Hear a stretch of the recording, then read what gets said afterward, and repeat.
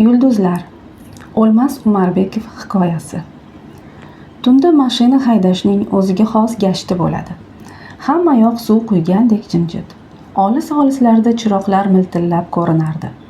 Yo'l yuqorilab borgan sari ko'kda goh yonib, goh so'nib turgan son sanoqsiz yulduzlardan farq qilib bo'lmaydi ularni. Yulduzlar. Yulduzlar. Yulduzlar porlab turgan tunda yo'ling sira tugamasa, qancha olis yursang shuncha yaxshi. Charchoq sezmaysan, rohat bilan nafas olasan, ruhing yengil tortadi, nimalarnidir xirgoyi qilasan.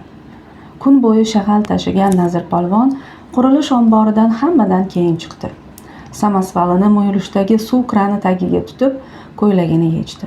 Boshini tarillab oqayotgan suv tagiga tutib, shaloplatib yuvindi. Keyin qonib suv ichib ko'ylagi bilan artindi. Yaqindagina o'stirgan ingichka mayin mo'ylovini silab qo'ydi. Ko'p o'tmay mashina guvillab katta yo'lga chiqdi-da, shahar tomon yelib ketdi. Nazir polvonning kayfi chog' edi. Bugun har kungidan ko'p ishlagan bo'lsa ham charchaganini sira sezmasdi. Papiros tutatar ekan, ikki tomondan lip-lip o'tib turgan ko'm-ko'k daraxtlarga, ko'kda ko'zni qamashtiradigan darajada jimirlayotgan oq-sariq yulduzlarga suq bilan qarab qo'yardi. Bir mahal nimadir esiga tushib qoldi. Shosha-pisha kabina qutisini ochdi. Unda uchi zar qog'oz bilan o'ralgan 5 yulduzli konyak tebranib yotardi. Nazir polvon jilmayib qo'ydi. Oy shu'lasida tekis, oppoq tishlari xuddi konyakning zar qog'ozidek yaltirab ketdi. U qo'liga shishani olib, uyoq-buyog'ini ko'rdi-da, yana joyiga qo'ydi. Bugun so'nggi 1 yil ichida ikkinchi marta qo'liga ichimlik olishi. Birinchi marta qamoqdan chiqqan kuni oldi. Unda ham o'zi emas, do'sti Semyon ichirgan edi. Kel oshna degan edi u o'shanda. Biznikiga yur, bir o'tirishaylik. Bugun ham o'ssalaringni ko'ngildan chiqarib tashlaysan. Nazir polvon yo'q demadi. O'sha kuni do'stining uyida qoldi. Mana hozir ham shu uyga ketyapti. Bugun Semyonning tug'ilgan kuni. Kech bo'lsa ham borib tabriklamasa, ko'ngli joyiga tushmaydi. Semyon unga ne yaxshiliklar qilmadi. Mashina yurishini sekinlatdi. Nazir polvon xayol bilan bo'lib Qo'rg'ontepadan o'tib borayotganini endi payqadi. Pedalni bosib gaz berdi. O'chib qolgan papirosini yondirmoqchi bo'lgan edi, oldinda 2 kishining qo'l ko'tarib turganini ko'rib qoldi. Tormozni bosdi.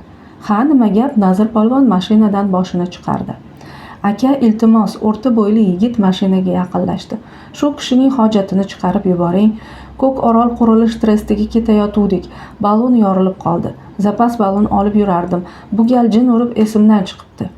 Shu payt yigitning oldida kichkina chamadon ko'targan bir ayol paydo bo'ldi. Nazir polvon unga ensasi qotib qaradi-da, yigitdan so'radi. Shu kishimi? Ha, iltimos, eltib tashlang. Ertaga oylik tarqatmasam otpuskachilardan baloga qolaman, gapga aralashdi ayol. Nazir polvon o'ylanib qoldi. Yigitning yalinib yolvorishi, ayolning yoqimtoy qo'ng'iroq ovozi shunga majbur qilgan edi. 2 soatda borib kelaman, xayolida o'tkazdi u. Baribir so'mka meni kutmaydi-ku. Mayli, o'tiring, yashang aka, xuropa, bu yoqqa o'ting. Yigit bir pasda ayolni kabinaga o'tkazib, chamadonini oldiga qo'ydi-da, yoniga o'zi ham joylashdi. Ha, siz qayoqqa? So'radi ayol undan. Sizni qo'yib kelaman. Qo'ying, o'zim ketaveraman. Yigit nima deyishini bilmay qoldi. Nazir polvonga g'alati qarab qo'ydi-da, axir yolg'iz o'zingiz qandoq bo'larkin, dedi ikkilanib. Hech qisi yo'q, birinchi marta emas-ku, yaxshi qoling. Nazir polvon mashinani orqaga burdi. Yigit hamon joyidan jilmas, chamadonning bandini mahkam ushlagancha jim o'tirardi. Bu Nazir polvonni g'ijintirdi. Ishonmasangiz yuring, aylanib kelasiz, dedi u zaharxandalik bilan. Yo'q, ishonishga-ku ishonaman, lekin yigit ayolga o'girildi. Hay, mayli, o'zingiz boravering. Ertalab balon yuborishsin, esingizdan chiqib qolmasin. Ayol boshini qimirlatdi. Yigit mashinadan tushishi bilan Nazir polvon gaz berdi. Yana o'sha ma'lum va tanish yo'l. Hamma yoq jimjit. Motorning bir ohangda gurillashidan boshqa hech narsa quloqqa chalinmaydi. Oldinda son sanoqsiz yulduzlar. Nazir polvon boya shaharga qaytayotganida bitta anjirdek yulduzni ko'z ostiga olib qo'ygan edi. O'sha yulduz mana hozir ham shunday to'g'risida turibdi. Na nariga o'tadi, na beriga. Xuddi soqchidek u bilan barobar boradi. Qani endi shunday hayot yulduzing bo'lsa, og'iringni yengil qilsa, o'nqir-cho'nqir ko'chalarga tushib qolib adashib yurganingda seni qo'lingdan ushlab katta ko'chaga olib chiqsa, yo'lingni ravshan qilib tursa. Nazir polvon papiros tutatib chuqur tortdi. Keyin ayolga ko'z qirini tashladi. Sekin boshini ham shu tomonga burdi. Kassirmisiz? Ha, trestda ishlayman. Nima edi? Ayol Nazir polvonga qaradi. O'zim shunday. Otpuskaga chiqadiganlar bor edi. Bankda ushlanib qoldim. Yo'lda ballon yorildi. Nazir polvonni nimadir siltab yuborganday bo'ldi. Ko'zlari o'zidan o'zi chamadonga qadaldi. Ko'pchilikmi otpuskachilar? So'radi u bo'g'iq ovoz bilan. 10 kishi. 10 kishi? Nazir polvon shunday savol berdi-yu, o'z ovozidan o'zi qo'rqib ketdi. U bu ovozni tanidi. Tanigani uchun ham qo'rqib ketdi. Bu Nazir polvonning emas, bundan 2 yil burungi Nazir Oliftaning ovozi edi. Uning butun badani junjikib ketdi. Peshonasida sovuq ter yaltiradi. O'zidagi yashin tezligida yuz bergan o'zgarishni yashirish uchunmi sekin yoniga qaradi-da, yengi bilan peshonasini artdi. Ayol eshikning bandiga tirsagini tirab parvozsizgina o'tirardi. Ko'zlari yo'lda, yoqut yulduzlarda. Charchaganmi yo uyqusi kelyaptimi? Ba'zida suyanchiqqa suyanib chuqur nafas olib qo'yadi. Nazir polvon yengil tortdi. Sezmabdi. Yaxshi bo'ldi sezmagani. Uni shayton vasvasaga solayotgani ma'lum edi. Shuncha-ya, chamadon to'la bo'lsa kerak. Nima qilsa ekan? Yaxshisi mashinani to'xtatib tushirib yuborish kerak. Nega? Beixtiyor kelib qolgan bu savol Nazir polvonning tishlarini g'ijirlatib yubordi. To'g'rida, nega tushirib yuboradi? Omad har doim kelavermaydi-ku. Nazir polvon atrofga olazarak bo'lib qarab chiqdi. Milt-milt qilib turgan yulduzlardan boshqa hech narsa ko'zga chalinmaydi. Hozir temir yo'lni kesib o'tiladi. Undan sal nariroqda yo'l qalin tutzorning ichiga kirib ketadi. Ko'korolga esa hali qancha bor. O'sha yoqqa ko'p qatnagan. Har bir uy, daraxt unga ma'lum. Trest darvozasining oldidagi pivoxonada sheriklari bilan rosa pivoxo'rlik qilgan. Trestdagilarning ko'pini biladi. Qamoqdan yangi chiqqanida Semyon uni mashinasida olib borgan edi. 4-5 ta shofyor yigitlar bilan yarim kechagacha chaqchaqlashib o'tirishgan. Shaharga qaytayotganida bittasi ermak qilib turing deb qanchayam pul uzatgan edi. Ana, temir yo'ldan ham o'tildi. Tutzor boshlandi. Qop-qorong'i. Nazir polvon beixtiyor mashinani to'xtatdi. O'chib qolgan papirosini tutatib ustma-ust tortdi. Shuncha pula, hazil gapmi? Quruvchilar yaxshi topadi. Nazir polvon eshikni ohista ochib pastga tushdi. Qayoqdandir qo'lida katta ключ paydo bo'lib qoldi. Uni mahkam siqdi-da ayolga qaradi. U shirin uyquda edi. Polvon biroz o'ylanib turib, zarb bilan zinaga oyog'ini qo'ydi. Ключni kabinaning pastki tomoniga uloqtirdi. Nimadir taraqlab ketdi. Tinchlikmi? Ayol cho'chib uyg'ondi. Nazir polvon javob bermadi. Nima, sizniki ham buzilib qoldimi? So'radi ayol ko'zlarini ishqalab. Dedi polvon va istehzo bilan jilmaydi. Buni ayol sezmadi. Ko'zim ilinibdi, dedi u yengil esnab. Yo'lda hech uxlaydigan odatim yo'q edi. Ancha turamizmi? Nazir polvon ayolning gapiga e'tibor bermay pedalni harsangtosh itarganday kuch bilan bosdi. Mashina bundan 1 daqiqa oldin hukmron bo'lib turgan xavfli sukunatni buzib yurib ketdi. Anchagacha ikkovi ham jim bordi. Ayol orqaga boshini tashlab nimalarnidir o'ylab borar, goh-gohida jilmayib qo'yardi. Nazir polvon ham o'z o'yi bilan band. Ammo bu o'ylar boya shaharga qaytayotganidagi o'ylar singari quvnoq emas. Ko'z ostiga olib qo'ygan yulduzi hamon uning oldida ketayotgan bo'lsa ham boyagidek unga huzur bag'ishlamaydi. Nazir polvon unga qarab ijirg'anib qo'ydi. Go'yo kimdir bahaybat qo'li bilan shu yulduzni osmondan uzib olib, yorug'ida uning yuragini timirskilayapti. Menga qarang, dedi to'satdan Nazir polvon ayolga. Mendan qo'rqmaysizmi? Nega qo'rqay? Hayron bo'ldi ayol, keyin kulib yubordi. Nima, siz qaroqchimidingiz? Nazir polvon quloqlarigacha qizarib ketganini sezdi. Nega so'rayapsiz? Yo'l olis, ayol kishi ham odam-ku, odam odamga ishonishi kerak. Nazir polvon yalt etib unga qaradi. Odam odamga ishonadi. U bu gapni ikkinchi odamdan eshitishi. Birinchi gapirgan odam qamoqxona boshlig'ining yordamchisi, militsiya kapitani Qodirov edi. Nazir polvonning esiga to'ladan kelgan novcha bu odam keldi-yu, so'nggi yillardagi butun qilmishlari, tortgan azoblari, yolg'izgina onasining faryodi, bir xillari tishining oqini ko'rsatib tirjaygan, bir xillari esa jirkanch, achinish bilan uni kuzatib qolgan tanish bilishlari, yor birodarlari, xuddi hozir lip-lip o'tib turgan daraxtlardek ko'z oldida paydo bo'la boshladi. Nazir polvon maktabni bitirgan yili otasi vafot etdi. Qiyinchilik ko'rmay o'sgan yigit bu og'ir musibatdan tahlikaga tushib qoldi. uydagi yig'i-sig'idan, onasining yuraklarni ezib yuboradigan nidolaridan uzoqda, kech-kecha ko'chama-ko'cha sandiroqlab yuradigan bo'lib qoldi. Shu kezlari tanish-tanishmas sirdosh og'aynilar uni qo'ltiqlariga olishdi. O'zlaricha yupatishdi, o'ynatishdi. Bir kuni qayoqqadir borib shular bilan uzoq qolib ketdi. Ichishdi, kulishdi, allamahal ko'zi soatga tushib cho'chib ketdi. Ketamanga tushib qoldi. Yo'q deyishdi. Uni rahmatli otasi bekorga polvon deb atamas edi. Haqiqatan ham polvon edi. Yigit yonida turgan sheriklaridan bittasini qulochkashlab tushirdi. To'polon bo'lib ketdi. Nazir polvon anchadan so'ng hushiga kelib qarasa, qorong'i bir xonada qo'l oyog'i bog'liq yotibdi.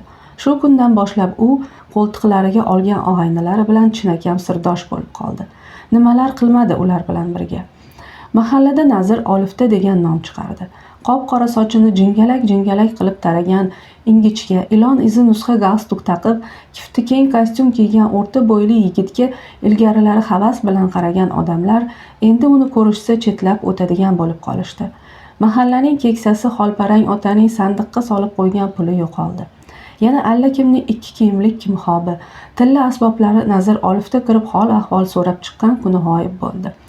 Guvohlik berish qiyin bo'lsa ham bu ishlarni hamma polvondan ko'rdi. Buni payqagan Nazir polvon bunday ishlarni chetroq joylarda qiladigan bo'ldi. O'qish ham esdan chiqdi, onasi ham. To'g'ri, uzoq yurib kelib unga qimmatbaho sovg'alar berib turadi. Biroq o'rtada gap yo'q. Onaning so'roqlari javobsiz qoladi. Qancha vaqt o'tdi shundan keyin? Nazir polvon yaxshi bilmaydi. Tugun yechildi. Yarim kechada uni olib ketishdi. Ona bechora uyni boshiga ko'tarib yubordi. Qo'ni-qo'shni yig'ildi. Hammaning yuzida iztirob. Birov bir og'iz gapirmaydi. So'kishsa ham, o'lasi qilib urishsa ham mayli edi o'shanda. Nazir polvon o'zi yelkasini tutib berardi. Ammo bu jimjitlik, sovuq ko'zlar Nazir polvon chiday olmadi. Ko'zlaridan tirqirab yosh chiqib ketdi. Qalbi iztirobga to'ldi. Sudda u qo'lga tushgan sheriklarining qanaqaliklarini juda yaxshi bilib oldi. Bilib oldi-yu o'kindi. Boshqa nima ham qila olar edi. Ularning hammasi pivo do'konini bosishda Nazir polvonni ayblashdi. Biroq sud ularga ham tegishli jazo berdi. Nazir Olifta esa 3 yilga kesildi. Erining vafotidan keyin madordan qolgan ona uchun bu o'lganning ustiga ko'mgan bo'ldi. Ikki og'ir dardni ko'tara olmay yil o'tmasdan qazo qildi. Nazir polvon bu xabarni yarim kechasi kamera darchasidan ko'kda charaqlab turgan yulduzlarga qarab yotganida eshitdi. Kapitan Qodirovning o'zi kirib aytdi. Nazir polvon yotgan joyidan tura olmay qoldi. Nimadir bo'g'ziga kelib tiqildi. Keyin xuddi go'dak boladek ho'ngrab yubordi. Ertasiga kapitan uni chaqirtirdi. Senga endi javob, dedi uni yoniga o'tqazib. Qilgan ahmoqliklaringga tegishli jazo olding. Otang, onang xotirasi hurmati to'g'ri yur. Nazir polvon gapira olmadi. Ko'zlarini pirpiratib Qodirovga ancha vaqt qarab turdi-da, oyog'iga o'zini tashladi. O'sha kuni Nazir polvon onasining qabri yonida kunni kech qildi. Ming xil fikr miyasini chulg'ab olgan edi. Uyga borsinmi? Qarindosh urug', qo'ni-qo'shni qanday kutib olar ekan? Yo boshqa yoqqa bosh olib ketsinmi? Nima degan odam bo'ladi ketsa? Nazir polvon o'rnidan turdi-da, chigirtkalar chirillab, zim-ziyo kechaga sehrli tus berib turgan qorong'i qabristondan chiqdi. Bitta-bitta qadam tashlab borar ekan, uyiga kelib qolganini sezmadi. Eshik tirqishidan ichkariga qaradi. Hovlida 5-6 kishi g'ivirlab yuribdi. Xolparang ota samovar qo'yayotgan bolaga nimanidir qizishib gapiryapti. Nazir polvon eshikni ochdi. Hamma unga o'girildi. Hovliga jimlik cho'kdi. Avvaliga Nazir polvon nima deyishini bilmay turdi. Nihoyat zo'rg'a tili tanglayiga yopishib, meni kechiringlar, gunohkorman deya oldi xolos. Odamlar xuddi shu gapni kutib turishgandek harakatga tushib qolishdi. O'tgan ishga salovat, dedi unga qo'lini uzatib Xolparang ota. Salomat keldingmi? Endi bu yog'iga hushyor bo'l. Shu kuni u uxlay olmadi. Odamlar tarqalishgach, biroz mizg'ib olmoqchi bo'lib, hovlidagi so'riga cho'zildi-yu, ammo ko'zini yuma olmadi. Yuragi hapriqib o'rnidan turib ketdi. Ko'chada birga koptok tepishib o'sgan o'rtog'i Semyonni uchratib qoldi. Ishdan kelayotgan ekan. Qo'yarda qo'ymay uyiga olib ketdi. Keyinchalik ishga joylashtirib qo'ygan ham shu bo'ldi. Nazir polvon chuqur xo'rsinib qo'ydi. Mana, Ko'korolga ham oz qoldi. Yana chorak soatda yetiladi. Yo'lda hamon jimjitlik hukmron. Faqat bir marta Qo'rg'ontepada ketishayotganida bitta gaz 69 vz etib o'tib ketdi. Boshqa hech narsa uchramadi. Nazirpolvon ayolni uyg'otib yubormaslik uchun rulni chap qo'li bilan ushlab borardi. Bechora, rosa charchaganga o'xshaydi. Yo'lda uxlash odatim yo'q edi deb tutzordan endi o'tilganda aytuvdi. Mana 1 soatcha bo'ldi, ko'z ochmaydi. Tutzor, Nazirpolvon seskanib ketdi. Nima qilmoqchi edi-ya boya? Agar o'shanda ish o'ylaganiday chiqqanda hozir qayerda bo'lardi? Qodirov senga ishonamiz degan. Manavi kassir xotin ham shunday deb uyquni uryapti. Yetib qoldik, turing opa, dedi Nazirpolvon baland ovoz bilan. Shunday dedi-yu ruhi yengillashganini sezdi. Yuzida tabassum o'ynay boshladi. Yulduzlarni qarang, charaqlab yotibdi-ya. Ayol sekin boshini ko'tardi. Kichkina dumaloq mushtlari bilan ko'zlarini ishqaladi. Rostdan ham kelib qolibmiz-ku. O'zim ham rosa uxlabman shekilli. Nazirpolvon kuldi. Ayol ham unga qo'shildi. Uzoqdan trest bazasining darvozasi ko'rindi. Qayerda tushasiz? Pulni bazaga tashlab ketaman. Nazirpolvon mashinani shunday darvoza oldida to'xtatdi. Ayol yerga tushdi. Rahmat, dedi qo'lini cho'zib. Katta rahmat. Sizni ancha ovora qildim. Hech qisi yo'q. Nazirpolvon uni darvozagacha kuzatib qo'ydi. Darrov chiqasiz, poylab turaman. Uyingizga olib borib qo'yay. Rahmat, dedi ayol jilmayib va baza ro'parasidagi 4 qavatli binoni ko'rsatdi. Mana shu yerda turaman. Yaxshisi o'zingiz qoling. Nazirpolvon kuldi. Rahmat, men bir o'rtog'imnikiga bormoqchiman. Xayr, rahmat. Ayol ichkariga kirib ketdi. Nazirpolvon anchagacha orqasidan qarab qoldi. Uning kayfi chog' edi. Papiros olib tutatdi-da osmonga qaradi. G'uj-g'uj yulduzlar. Uning yulduzi ana shunday tepasida porlab turibdi. Nazirpolvon nimanidir esladi. O'zicha jilmayib qo'ydi-da kabinaga chiqdi. Yana o'sha tanish yo'l. Anjir surat yulduz hamon tepasida charaqlaydi. Yulduzlar porlab turgan tunda yo'ling sira tugamasa. Qancha olis yursang shuncha yaxshi. Charchamaysan, rohat bilan nafas olasan. Mashinani o'z holiga qo'yib o'ylaysan, yo nimalarnidir xirgoyi qilib ketasan. Nazirpolvon ham nimanidir kuylab borardi.